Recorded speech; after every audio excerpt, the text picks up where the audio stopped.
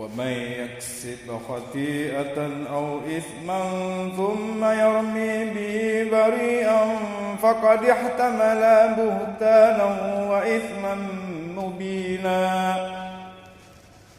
ولولا فضل الله عليك ورحمته لهمت طائفة منهم أن يضلوك وما يضلون إلا أنفسهم وما يضرونك من شيء وأنزل الله عليك الكتاب والحكمة وعلمك ما لم تكن تعلم وكان فضل الله عليك عظيما.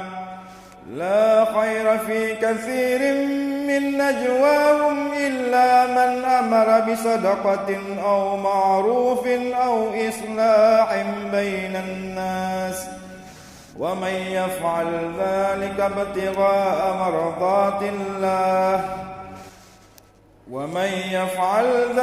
ابتغاء مرضات الله فسوف نؤتي أجرا عظيما.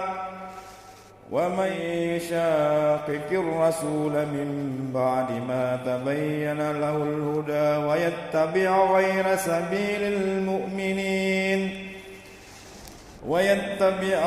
سبيل المؤمنين نوليه ما تولى ونصله جهنم وساءت مصيرا. إن الله